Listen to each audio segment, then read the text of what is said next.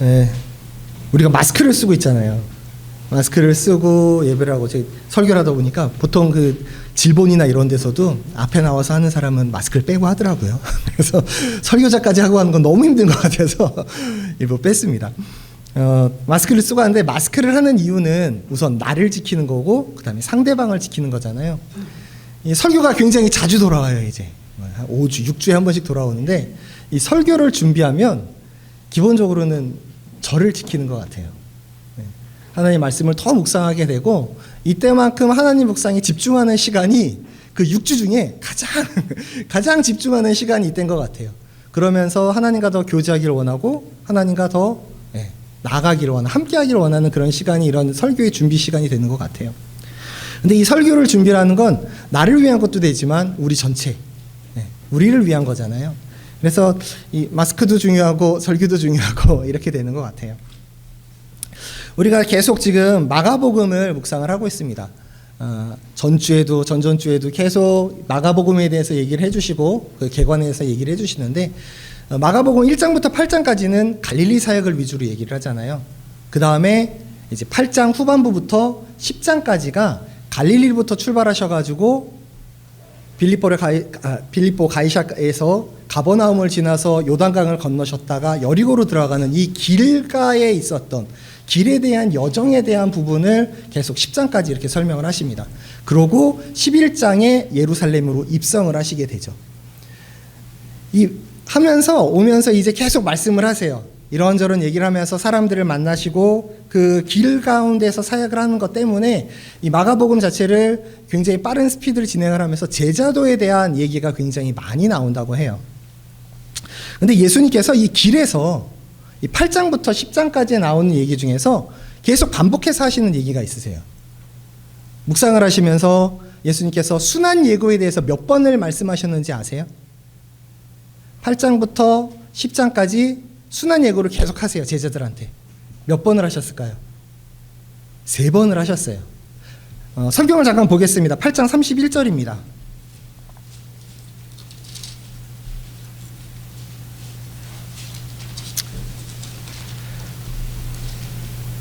(8장 31절) 같이 읽을까요? 시작. 인자가 많은 고난을 받고 장로들과 대제사장들과 서기관들에게 버림받아 죽임을 당하고 사흘 만에 살아나야 할 것을 비로소 그들에게 가르치시니. 처음으로 이제 오시면서 제자들하고 사람들한테 이제 얘기하기 시작하시는 거예요. 내가 예루살렘 가는데 가가지고 고난을 받고 십자가에 죽은 다음에 사흘 뒤에 내가 살아나야 돼 라고 말을 하시죠. 그랬더니만 첫 번째 반응이 베드로의 반응이었죠. 그러시면 안 된다 그러면서 멱살을 잡고 화를 내는 거잖아요. 맨 첫 반응은 한 사람의 반응이었어요. 성경에서 얘기하는 건. 그 다음에 9장 31절입니다. 같이 또 한번 읽어보실까요? 우리 9장 31절이요. 시작. 이는 제자들을 가르치시며 또 인자가 사람들의 손에 넘겨져 죽임을 당하고 죽은 지 사흘 만에 살아나리라는 것을 말씀하셨기 때문이더라. 이 다음에 제자들의 반응은 어떤 거였는 줄 아시죠? 길 가다가 무슨 얘기인지 잘 모르는 거예요. 그러면서 무슨 얘기를 하냐면, 야, 누가 더 크냐? 누가 더 클까? 그곳에서. 이러면서 이런 얘기를 하세요. 그 다음에 세 번째가 10장 33절 34절 같이 한번 또 보겠습니다.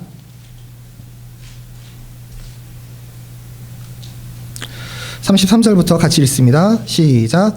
보라, 우리가 예루살렘에 올라가노니 인자가 대제사장들과 서기관들에게 넘겨짐에 그들이 죽이기로 결의하고 이방인들에게 넘겨주겠고 그들은 능욕하며 침뱉으며 채찍질하고 죽일 것이나 그는 3일 만에 살아나리라 하시니라. 이제 세 번째로 예수님께서 얘기를 해주시는 거예요. 또 순환 예고에 대해서. 이때 제자들의 반응 중에 재밌는 사건이 이제 나타나죠. 이게 목요일 본문이었거든. 그 다음부터가 32절부터 해가지고 쭉 하는 그 본문인데요. 원래는 여기부터 쭉 하려고 그러다가 뒤에 것만 했어요. 읽는 거는. 이때 나타나는 게 세베대의 아들인 야고보와 요한이 나와가지고 예수님한테 저는 오른편에 여기는 왼편에라고 얘기하지만 사실은 세베대의 아들이 얘기한 게 아니죠. 마태복음에 나와 있는 내용을 보게 되면은 마태복음 20장 20절에서 21절에서는 세베대의 아들의 어머니가 와가지고 엄마가 와가지고 이제 치맛바람을 하면서 우리 아들을 이렇게 좀 해주세요라고 얘기를 합니다. 이 말씀을 이 세 개를 딱 보면서 순환예고를 하면서 제자들의 반응을 봤어요. 예수님은 계속 내가 가가지고 고난을 받고 십자가에 죽어야 돼라는 얘기를 계속 하시는데 제자들은 그거에 대해서 이해를 못할 뿐만 아니라 본인들이 생각하는 거 또한 많은 사람들이 생각했던 거는 그거랑 전혀 다른 생각이었던 거죠. 예수님 그러시면 안 돼요부터 시작해서 야 가면 누가 더 클까? 그러다가 이제는 내가 더 크게 좀 해주세요. 내가 오른쪽에 내가 왼편에 쓰게 해주세요라고 하는 예수님이 계획하고 계시는 것과는 전혀 다른 방향으로 생각을 하고 제자들은 따라가기 시작을 해요. 그러고 여기까지 왔고 여리고성까지 들어가는 오늘 본문 읽었던 거의 그 앞에까지 가게 됩니다. 이때 예수님께서 첫 번째로 물어보세요. 이 35절에 나오죠. 첫 번째 36절이네요. 36절 잠깐 보실까요? 이르시되 너희에게 무엇을 주기를 원하느냐라고 하면서 세베대의 아들 야고보와 요한에게 그 어머니한테 물어보시지만 사실은 모든 제자들에게 물어본 거나 다름이 없는 것 같아요. 무엇을 주길 원하느냐? 이 다음에 쭉 얘기가 나오죠.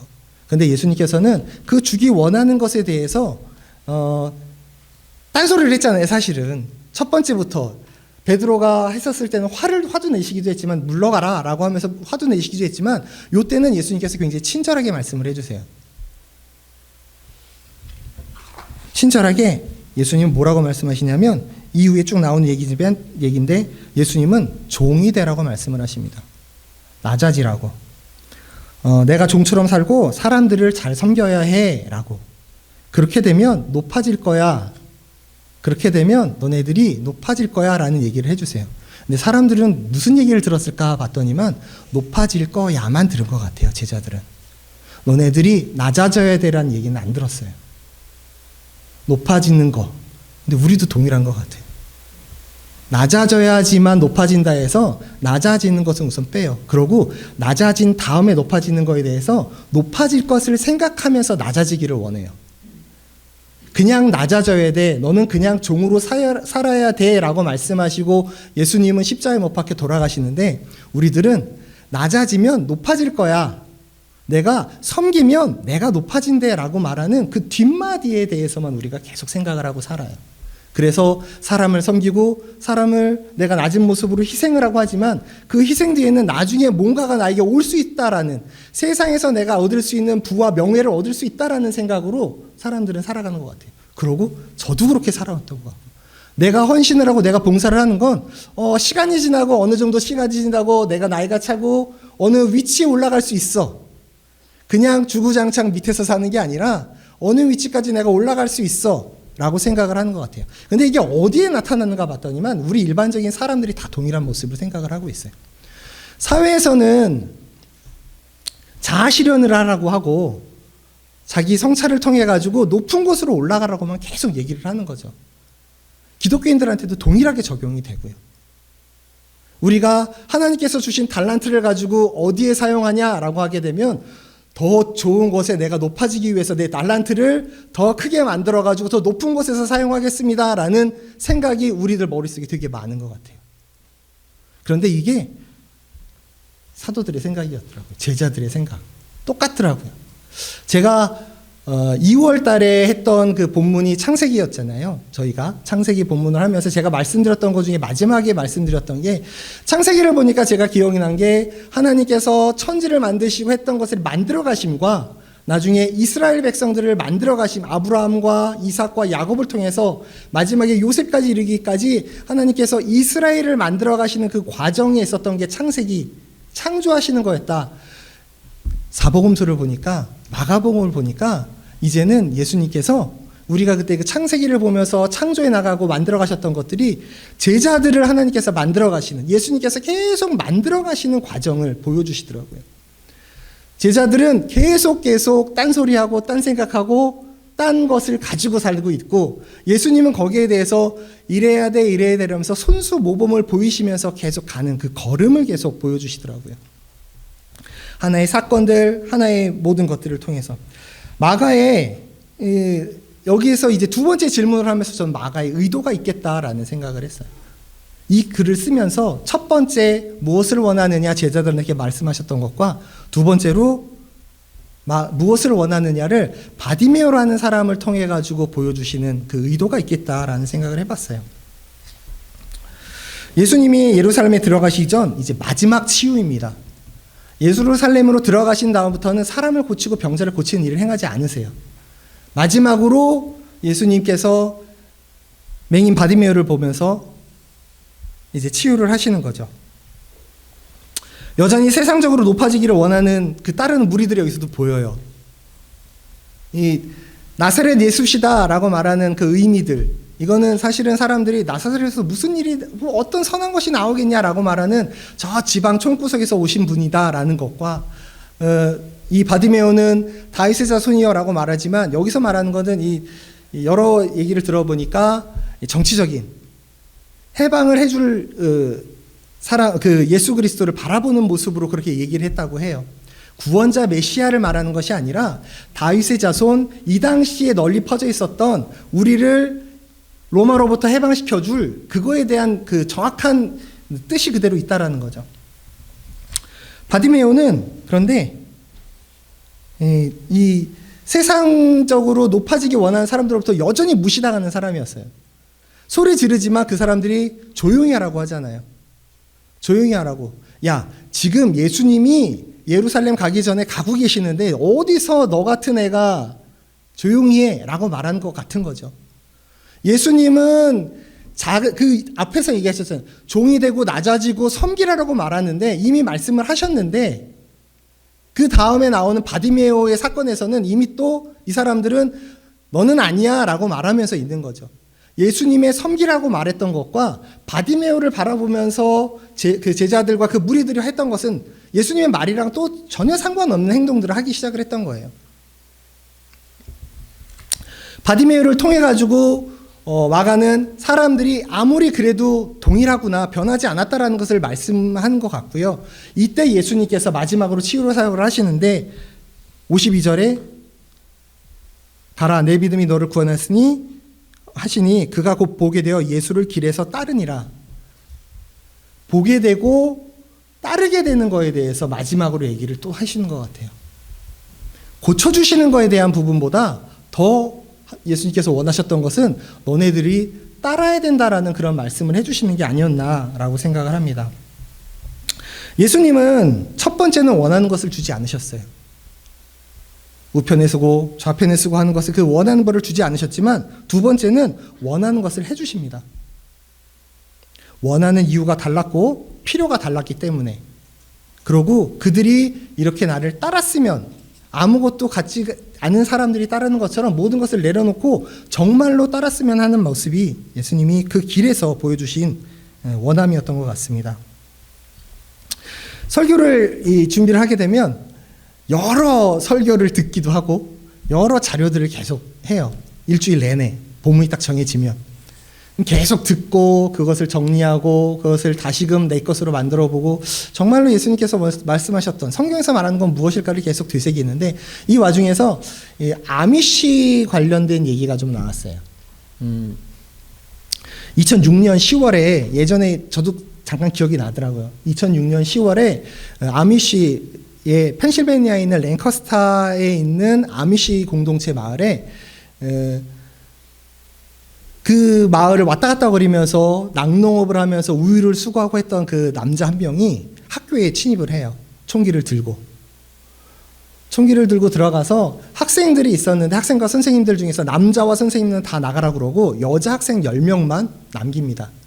그러고 여자 학생 10명이 남긴 그 상태에서 총으로 쏴서 5명을 죽이고 5명을 위중하게 만들어요. 근데 이 사건이 굉장히 큰 주목을 끌었었고, 그 사람은 그 자리에서 자살을 하고 죽어요. 그랬는데 이 다음이 이제 아미시 그레이스라고 하는 책을 통해 가지고 더 이제 확실하게 알게 됐는데, 5명이 죽을 때 첫 번째 아이가 13살짜리 아이입니다. 7살에서 13살 아이들이 그렇게 죽었는데요. 13살짜리 첫째가 이름이 마리안 피셔그라는 아이라고 해요. 근데 그 사람이 이제 죽이려고 할 때 가가지고 첫 번째 한 얘기가 나를 먼저 쏘세요 라고 얘기했었고, 그 다음에 11살짜리인 그 동생이라고 하더라고요. 동생인 바비 피셔가 그 다음은 저를 쏘세요 라고 얘기를 했대요. 아이들을 지키려고 하는 그 마음에 있어가지고 13살짜리, 7살짜리, 11살짜리가 그런 말을 했었어요. 그런데 이거보다 더 또 재밌다기보다 너무 말이 안 되는 거는 이 부모들이었던 거죠. 이 아미시 공동체 사람들이었어요. 아미시 공동체 사람들은 이 사건이 나자마자 사실은 죽이고 바로 자살을 했기 때문에 이게 도대체 왜 일어났는지에 대한 부분도 모르고 아직까지는 나머지 10명 중에 5명은 중태에 빠졌었거든요. 깨어나지 않고 나중에 알려진 건데, 이 일이 일어나자마자 그 일을 행했던 남자의 결혼을 했었거든요. 아이가 셋이나 있었던 남자였어요. 그 가정으로 가고 그 어머니 부모한테 가가지고, 근처에 살고 있었기 때문에 가가지고 했던 얘기가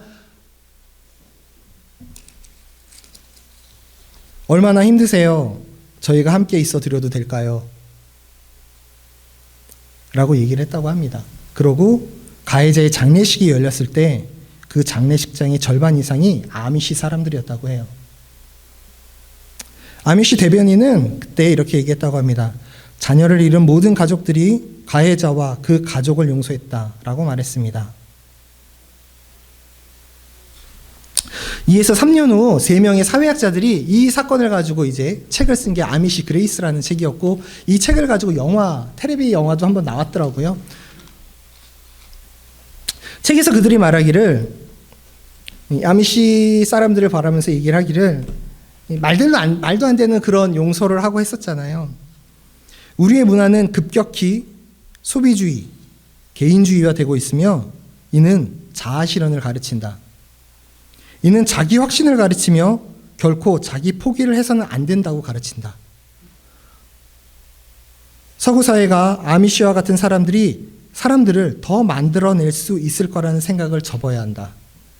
용서는 자기 포기의 행위이자 자기 희생의 행위이다. 대갚아줄 수 있지만 그렇게 하지 않는 것이 용서이다 라고 말했습니다. 책에서. 근데 가만히 이렇게 보니까 우리 사회도 지금의 이 2006년 이후에 이게 2, 3년 뒤에 쓰여졌던 2010년경에 쓰였던 책인데, 10년이 지난 지금 오히려 더 우리는 이 모습으로 가고 있는 것 같아요. 어떤 소비주의, 개인주의, 자아실현. 한때 조엘 오스틴 목사의 긍정의 힘, 잘 되는 나, 교회에서도 그런 얘기들을 했었고요. 교회에서도 그렇게 해가지고 높아진 다음에 그 크리스찬들이 높은 곳에서 사람들을 섬겨야 한다라는 얘기를 했었어요. 그러고 여전히 지금도 우리는 그런 생각을 하고 있고요. 우리가 잘 돼야 돼. 우리가 가진 잘난트를 가지고 정말 열심히 해가지고 높아져서 섬겨야 돼. 그런 생각을 하고 있더라고요. 근데 아미시 사람들은 그런 게 아니었더라고요. 그냥 낮아지는 거예요. 그냥 용서한 거고, 가장 희생의 삶을 그냥 사는 부분으로 가야 된다는 거죠. 기독교 문화는 예수님께서 말씀하신 거는 예수 그리스도가 행한 일로 우리는 구원을 받았다라고 고백합니다. 예수님에게 모든 영광과 권세가 있다라고 고백합니다. 예수님을 배신한 예수님은 피조세계에 진노할 권리가 나에게 있다라고 말씀하시지만, 예수님은 그 모든 것을 포기하셨습니다. 라고 우리는 또한 고백합니다. 예수님은 자기 영광을 포기하고 인간이 되셨습니다. 라고 또한 고백합니다. 자신의 생명을 포기하고 십자가로 나아갔고 결국 십자가에서 죽으셨습니다. 라고 고백합니다. 예수님은 실질적으로 이렇게 말씀하셨습니다. 성경에서 내 십자가를 지고 나를 따라오거라. 내 자신을 찾고 싶으면 내 자신을 잃어야 한다. 더 이상 자신을 위해 살지 말고 내 하나님과 이웃을 위해 살아라. 예수님은 이렇게 말씀하셨는데 우리는 더 높아지려고 하는 것으로 이 말씀들을 바꾸기 시작을 했더라고요.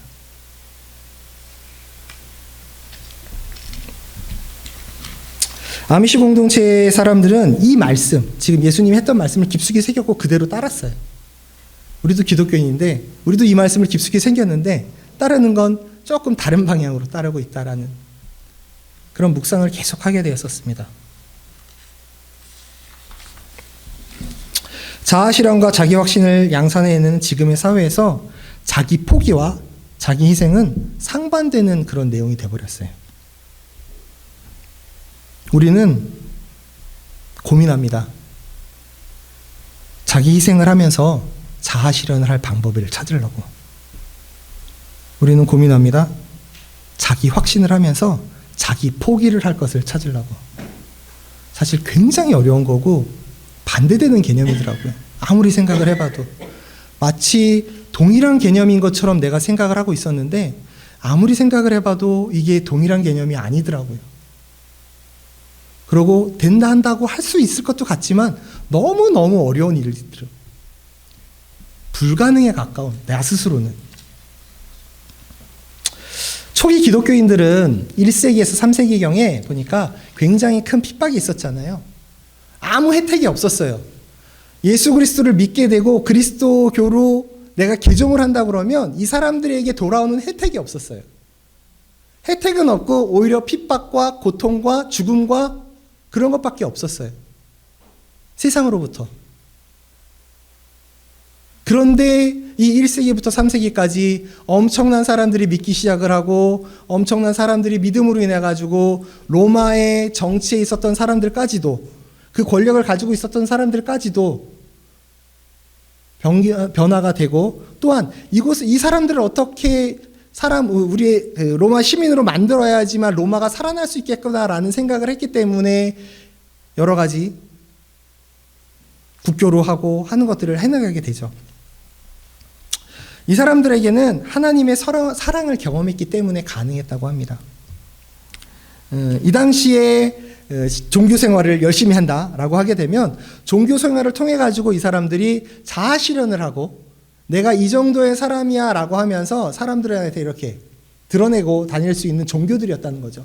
그리고 이 사람들이 믿었던 종교는 그러니까 그리스도교가 있기 전에 있었던 종교는 신한테 잘 보이고 신한테 잘하면 나에게 은혜를 줘가지고 은총을 줘가지고 내가 잘 될 거야 라는 것에 대한 기대가 있었고 그 밑바탕에 같은 종교 생활하는 사람들이 있었기 때문에 같은 신앙을 가지고 있던 사람들한테 이익을 얻을 수 있었기 때문에 그것들을 해나가기 시작을 했던 거예요. 그런데 기독교를 믿으면 이 반대였던 거예요. 믿으면 믿을수록 더 힘들어져요. 믿으면 믿을수록 죽음에 가까워지고 믿으면 믿을수록 핍박을 당했어요. 그런데도 불구하고 사람들은 예수 그리스도를 믿게 된 게 하나님의 은총이 아니라 하나님의 그 사랑을 경험했기 때문에 예수 그리스도의 그 십자가를 보면서 사랑을 경험했기 때문에 가능했다라고 얘기를 해요. 바디메오는 가지고 있던 겉옷을 버려두고 고침받은 후 예수님을 그냥 따릅니다. 겉옷을 버려뒀다라는 것은 모든 것을 포기했다, 모든 것을 내려놨다라는 것은 우리가 너무 익히 잘 알고 있잖아요. 그런데 우리는 영적인 소경인 것 같아요. 육적인 소경이었던 바디메오가 자기 것을 다 버리고 갔는데 우리는 영적인 소경이라서 내 거를 가지고 가려고 계속 하는 느낌이 들더라고요. 이 당시에 이 바디메오를 통해서 예수님께서 또 마가가 보여주고자 했던 것은 유대인들의 소경된 모습이었죠. 그리고 제자들의 소경된 모습이었고요.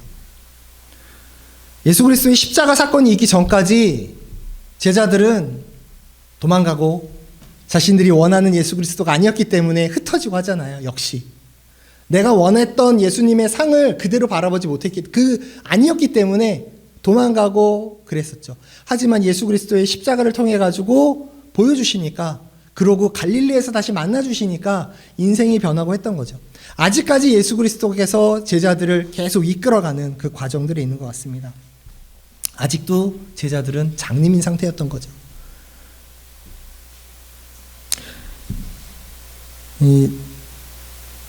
애양원 아시죠? 네. 전남 여수에 있는 애양원. 거기에 양재평 장로님이란 분이 계시대요. 2010년경에 돌아가시긴 했는데 이 양재평 장로님도 한센병이셨고 그러다가 30대쯤 돼가지고 실명을 하셨대요. 장님이 되셨어요. 그러고 나서 성경 말씀을 어떻게 할까 하다가 외우기 시작하는 암송반을 만들었대요. 대부분의 사람들이 장님인 한센병 환자들이 모여가지고 암송을 하기 시작했다고 해요. 그러고 이분이 이제 암송을 하시면서 신약 성경 전체를 암송을 하고, 그래서 예배 때 자 오늘 본문은 어디입니다 그러면은 거기 암송반 사람들은 같이 그냥 그 암송을 하면서 시작을 했다고 해요. 예배를, 그 말씀 자체를. 근데 이분이 뭐라고 말씀을 하셨냐면, 사람들은 나 같은 사람에게 천형을 받았다고 말합니다. 천벌을 받았다고 말합니다. 그러나 저는 그렇게 생각하지 않습니다. 하나님이 나를 구체적으로 사랑하시는 천혜를 얻었습니다. 이런 병에 걸리지 않았더라면 나는 쉽게 하나님께로 돌아서지 않았을 것입니다. 하나님이 천지 만물을 지으시고 보기에 좋았더라 하셨으니 병든 우리까지도 귀하게 보실 것입니다. 새 하늘과 새 땅 소망으로 행복합니다. 장님이 안 됐으면 이분은 신약성경 전체를 암송을 못했을 거고, 내가 하나님께 이렇게까지 가까이 가지 못했을 거다라는 말씀을 하시더라고요. 소경을 진짜 보게 하시기도 하셨지만, 소경이 소경으로서 하나님을 또 만나게 하신 분도 하나님이신 것 같아요. 우리는 어떤 소경인가? 내가 하나님을 믿지만 내가 소경의 상태로 살아가는 건 아닌가? 마치 아직까지 눈이 뜨이지 않았던 제자들을 바라보면서 말씀하셨던, 그러고 보여주셨던, 그러고 유대인들과 바리새인들을 바라보면서 말씀하셨던 그런 우리가 그 맹인의 모습은 아닌가 보게 됩니다. 예수님은 계속 이제 3번에 걸쳐가지고 계속 얘기를 해주시잖아요. 계속 교육을 하시고 3년 동안 갈릴리를 돌면서 따라오게 하셔가지고 교육시키시고, 예수님의 이 마지막 사건이 있기까지 예수님이 계속 얘기를 해주셨어요. 근데 이 바위를 깨트리기 위한 가장 좋은 방법은 폭탄을 터트리는 거잖아요. 근데 어디서 터트려야 되냐요? 폭약을 터트리려면 어디서 터트려야 되냐면 중심부에서 터트려야 돼요. 1m 되는, 한 1m 정도 되는 바위가 있을 때 이것을 터트리기 위해서 한 5cm만 파가지고 거기다 다이마트를 씌워서 폭발을 시키면 어떻게 되냐면 거기만 이렇게 나가요. 그 부분만. 생채기를 낸다고 그러죠, 한마디로. 겉에만 나가요. 그러면 또 다른 부분 가가지고 또 5cm 파고 또 들어와서 또. 그런데 꾸준히 계속 파가지고 중심까지 들어간 다음에 중심에다가 다이마트를 파놓으면 얘가 완전히 부셔져 버려요, 가운데서.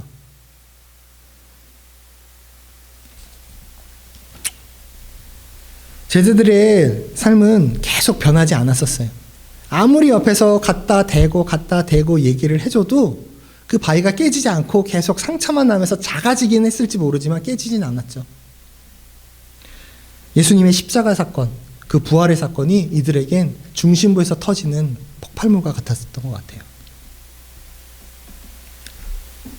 이전까지 변하지 않았던 제자들이 이 사건을 통해 가지고 변하게 되고, 십자가 사건을 통해서 변하게 되고, 이전까지 우리가 변하지 않고 있잖아요. 우리에게는 이 다이너마이트 같은 사건이 있어야 된다는 거죠.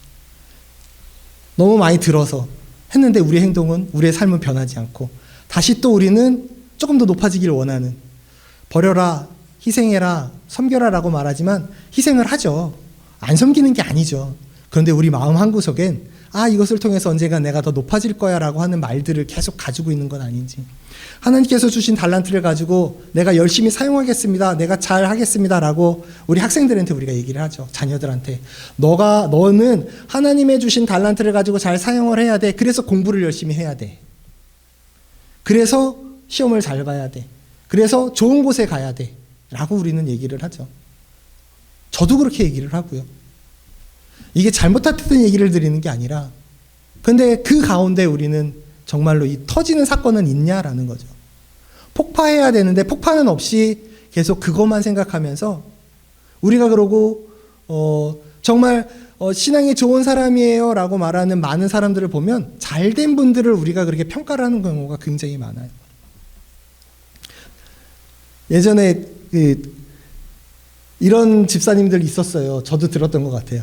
우리 자녀가, 너가 잘 돼야 하나님이 영광 받으셔. 너가 잘 돼야 하나님이 영광 받으셔라고 얘기를 하는. 그러고 기도 제목을 낼 때도 우리 자녀가 잘 돼서 하나님께 영광 됐으면 좋겠습니다. 그 잘 된다의 기준이 뻔히 알거든요. 세상의 기준으로의 잘됨을 계속 얘기를 하는 거잖아요.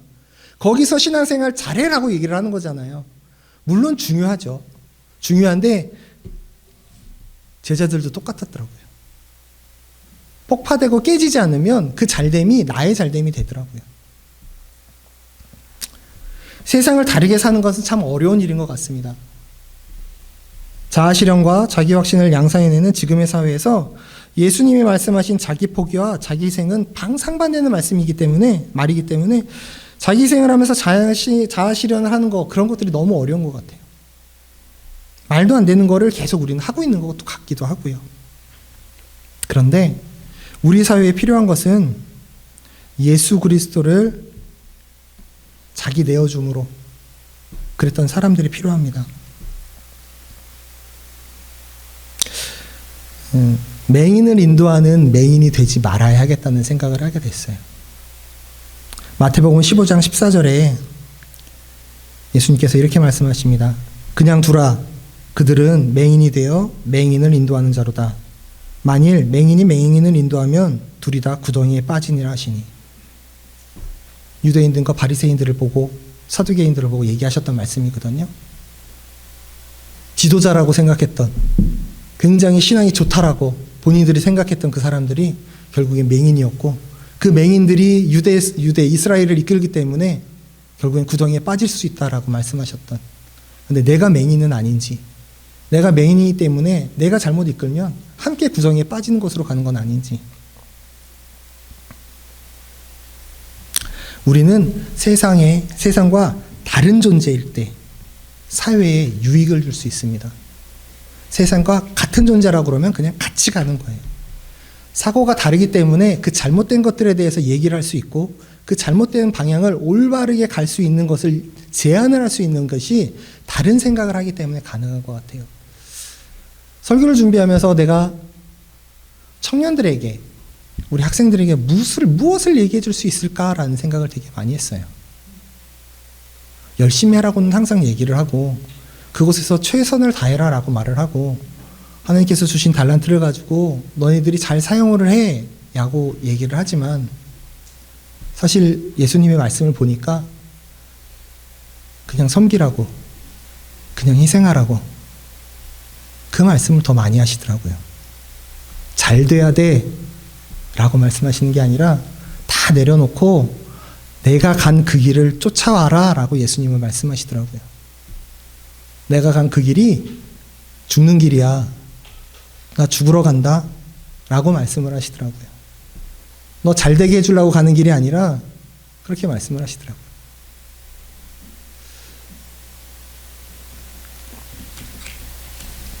예수님께서 저에게 질문을 하십니다. 무엇을 원하느냐? 생각보다 답은 간단한 것 같아요. 예수님을 따라가기 원합니다.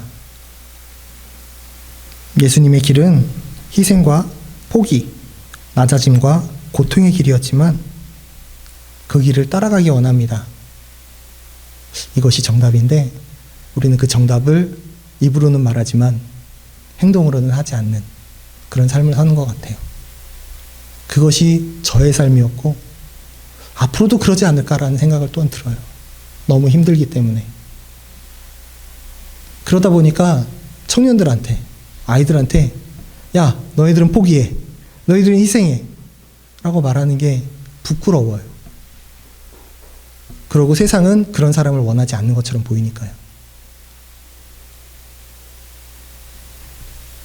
세상에선 동일한 사람, 성공하는 사람이 되기를 원하는 것 같습니다. 그런데 저는 잘못했지만 저도 앞으로 계속 또 노력을 할 거고 더 그러기 위해서 살아가야 되겠죠. 힘쓰고 어려운 일들을 계속 가야겠죠. 근데 우리 청년들이 젊었었을 때 그것을 알고 내 것을 내려놓고 하는 것이 무엇인지, 내 머릿속에는, 내 생각 속에는 어디를 먼저 지금 바라보고 있는지, 말과 행동이 달랐던 제자들의 모습이 내 모습은 아닌지, 한 번쯤 더 고민해보고 더 올바른 길을 찾기 위해서 하나님께 매달리는, 예수님 그 길을 따라가겠습니다 라고 말하는 그런 우리들, 우리 아이들, 우리 청년들 되었으면 좋겠습니다.